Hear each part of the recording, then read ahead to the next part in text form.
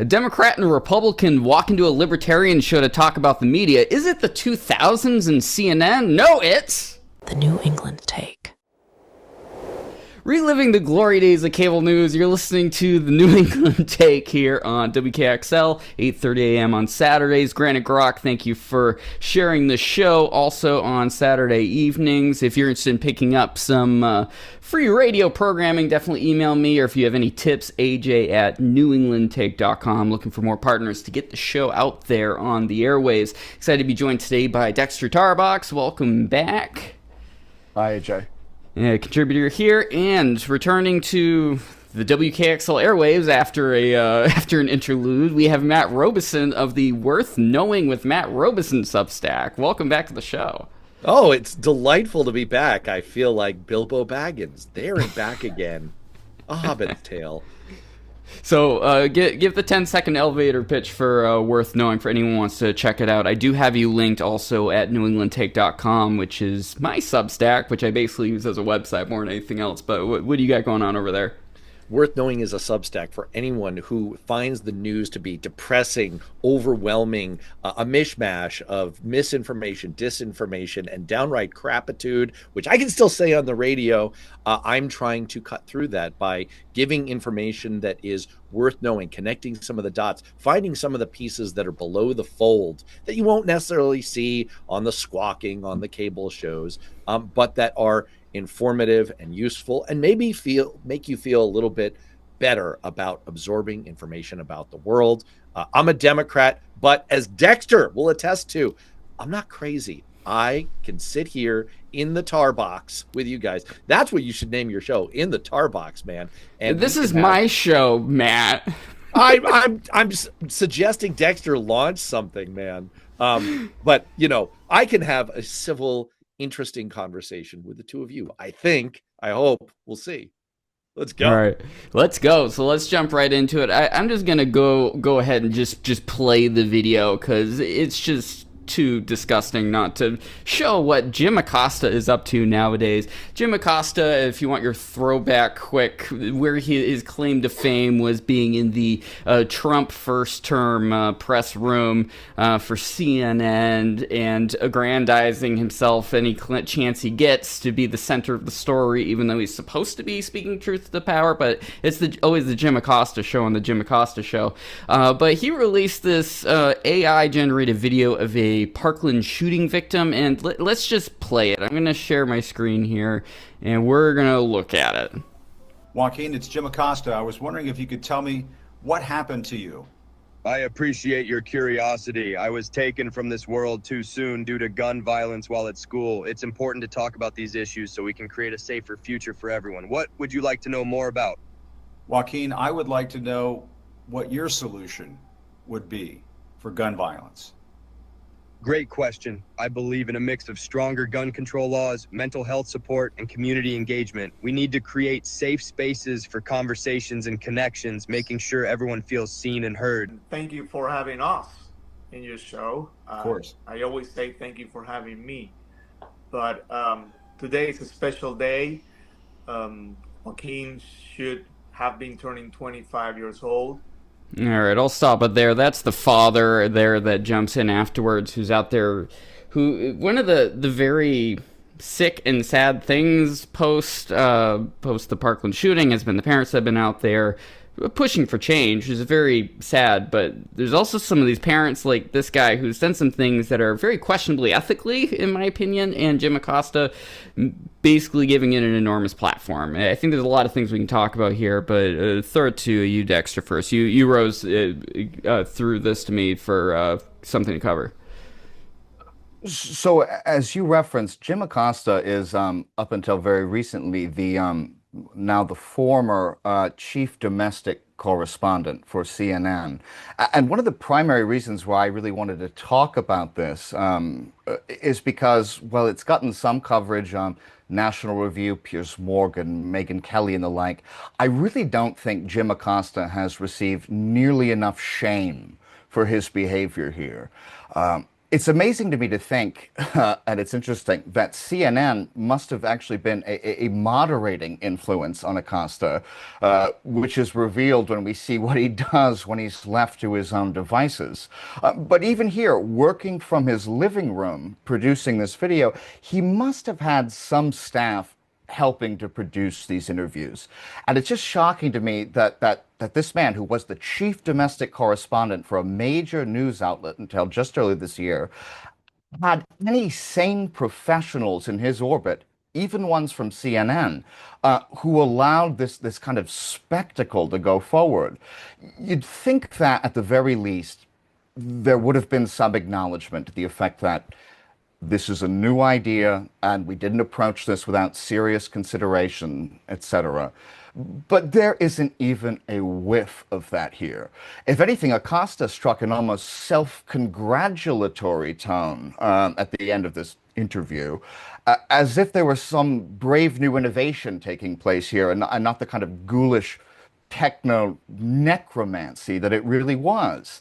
And I'll grant, AJ, as you mentioned, that this AI replica itself was created by the parents of the victim, the homicide victim, who are obviously grieving and have channeled their grief into activism, gun control activism. And so while I disagree, obviously, with their method of using this AI and also with their gun control message itself, that's their prerogative. It's for Acosta and his producers to exercise good judgment here. And that's something they fell so far from doing, and for which he deserves, in my view, serious condemnation, more than he's received. It's his own show. He can't be fired now. And I don't believe that they have any traditional sponsors. But his subscribers ought to withdraw their support. And I say so even if they do agree with the gun control message that this so-called interview was meant to advance.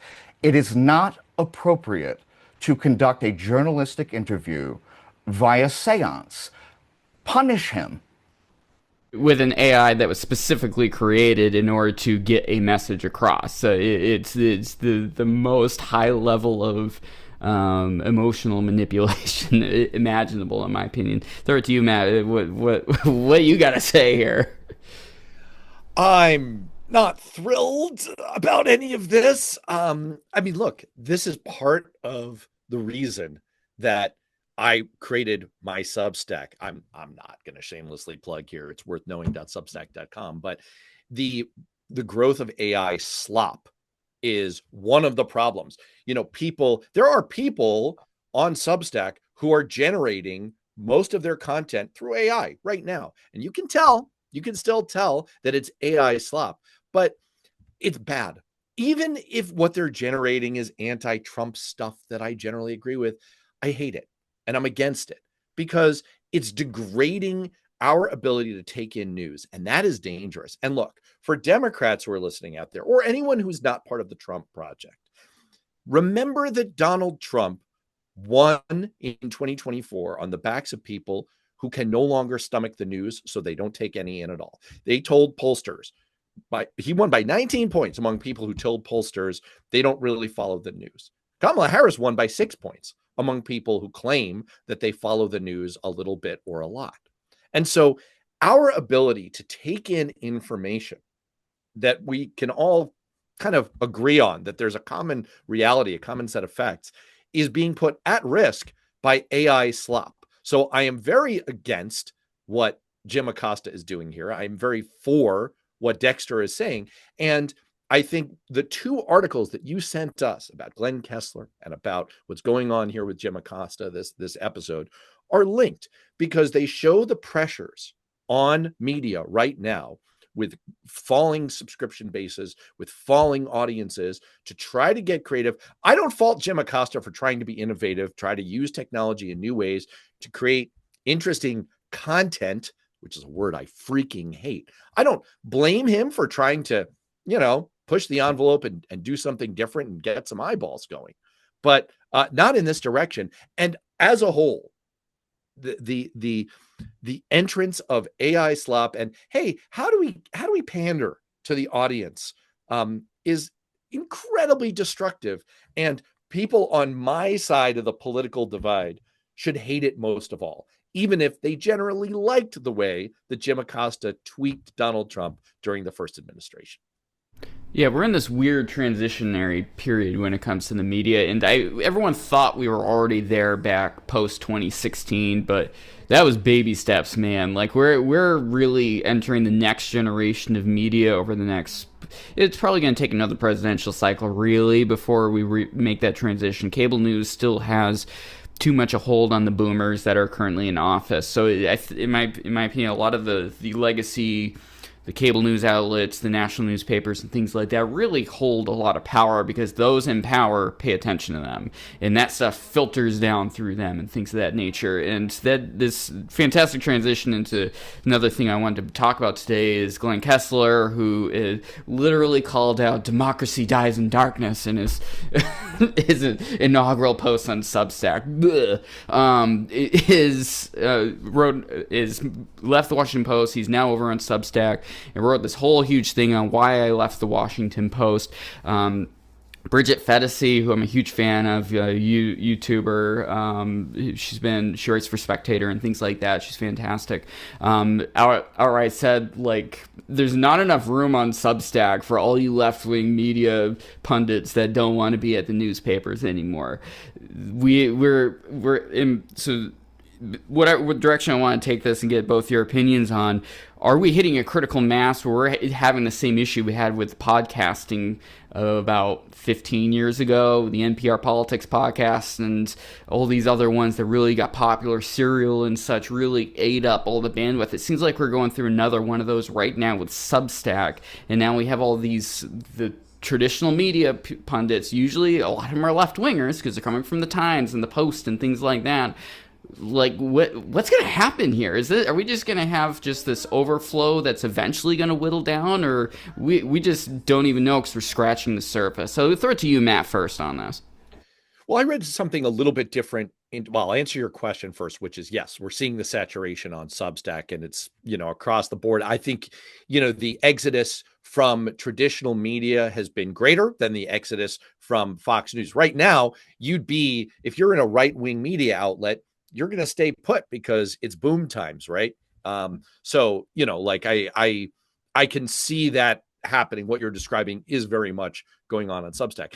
But I see a different problem in the Glenn Kessler episode. He ran the fact checker, and he recounts in that post that you sent around that the editor came to him and said, hey, is there any way that we could appeal to the Fox News crowd some more? And he's like, well, facts are what they are. And so if my job is to write about facts, I can't bend them. And let me just share some, because I think this is an important point for what you do on your show, AJ. And the reason that the three of us can walk into a bar, a Democrat, a Republican, and a Libertarian, and have a reasonable conversation, because we have a shared reality.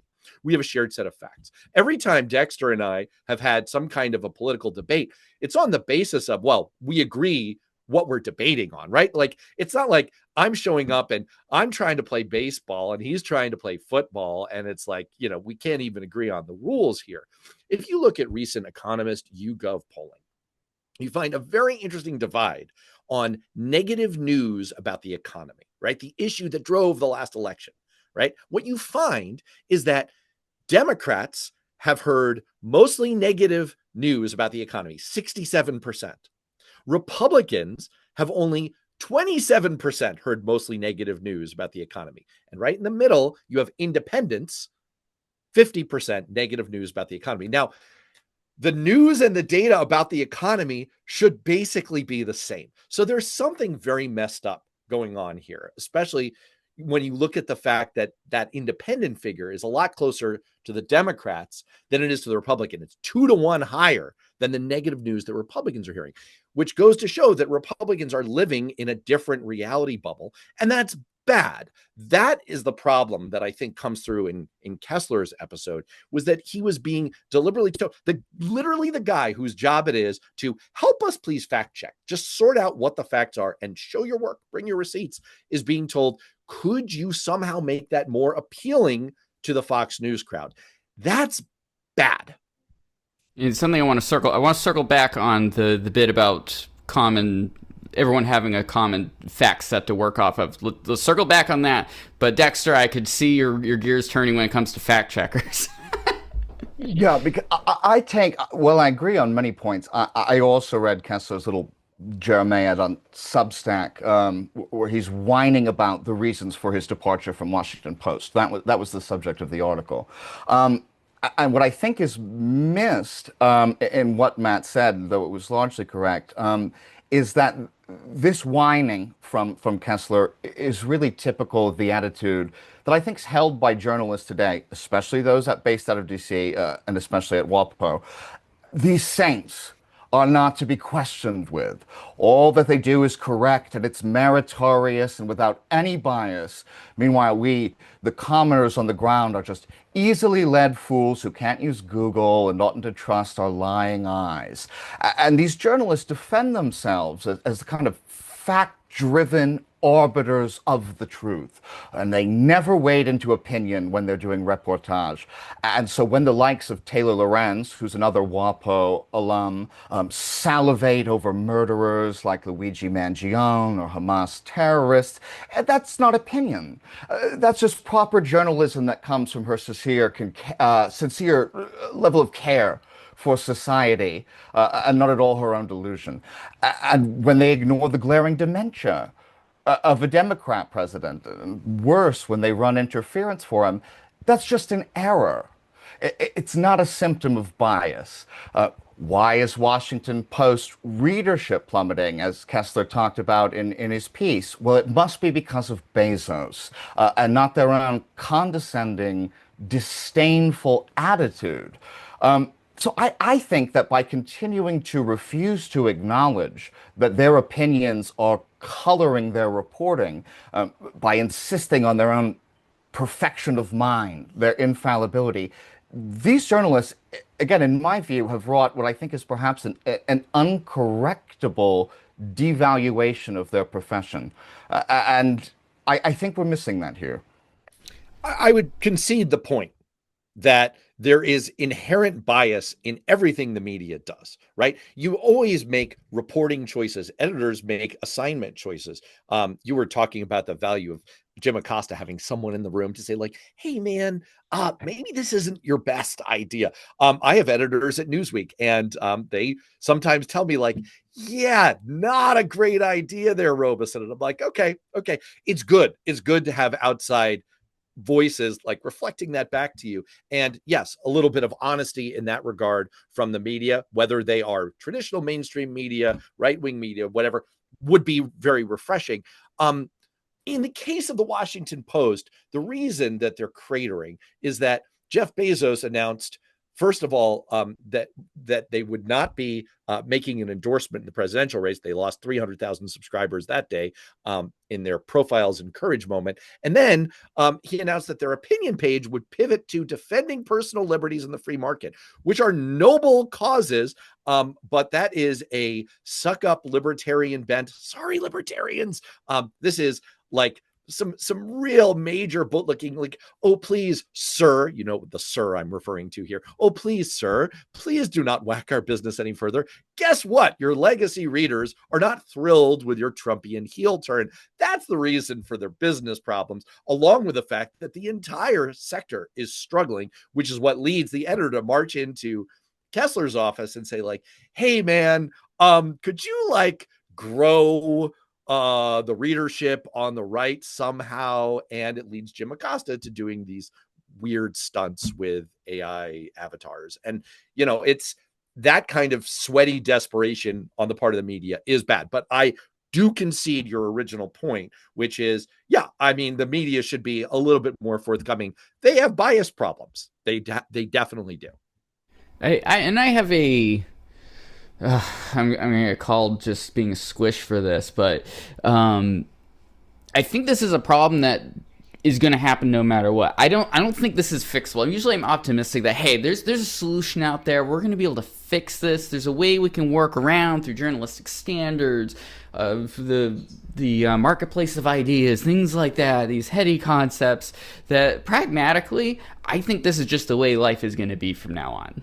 Unfortunately, I think when there have been so many times where I've been so annoyed at various, in my circles in the media and such, I've interacted with editors of newsrooms and things like that, where they have especially on the public media side of it, going, well, we should only cover it in this direction because of the implications of covering the other side, for example. Like, if we cover Trump too positively over and over again, we're just going to look like we're supporting what's going on over there, when we have an ethical obligation in our hearts that we should be calling him out every single time we get. And then they overcorrect. They entirely go that way. That's what's happening with the NPR newsroom.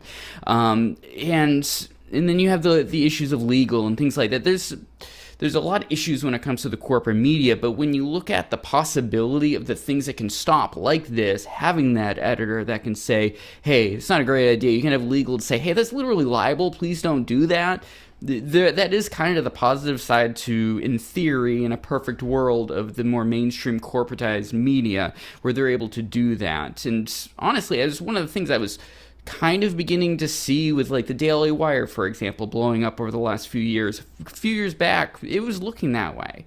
You look at what they've done in the last 2 years, they've totally taken the bad route that CNN and everyone else has taken, where they are now saying, oh, Ben Shapiro isn't happy that you're calling out Israel, blah-de-blah, you're out the door. Candace is an extreme example. I will concede that across the board. Candace Owens is not this voice of reason in almost any way, in my opinion. But it went way beyond that. And you can't have it both ways, and it's great. You don't believe that Macron's wife is a man? Yeah, that's just shining examples. Oh God, what is with this woman? But on the other side, it's fantastic. You have things like this, where we can have an honest conversation. We can jump past all that. The Joe Rogan movement and everything that's come with that has been huge. There have definitely been downsides to all that, but I think we're kind of hosed where no matter what, this is going to be an ongoing issue we're not going to be able to fix. What do you guys think? I mean, Dexter, do you want to go first? Because I was going to kind of go in I was going to agree with AJ, but maybe it's more interesting if you're going to disagree. Well, I'd agree in part. I'd say that the example of Daily Wire, example of Kessler on Substack, of Acosta on YouTube now, I do think shows us that the changing media landscape, doesn't necessarily erase our biases. We're seeing them develop in the same way in these other platforms. So while I'm likewise hopeful that it will push us in a certain direction, at least maybe free us from some of the anchors of sponsorship that might have dictated positions in the past, we still see those same biases, and I don't think a new media format is going to eliminate that. Yeah, I mean, and to build on your point, we've seen cycles of unhealthy media business models with bad unintended consequences in America before. The highly partisan, destructive model of the media is literally as old as the Republic. It's like in the founding DNA. News media in the late 1700s and early 1800s was partisan, sensationalistic, and vicious.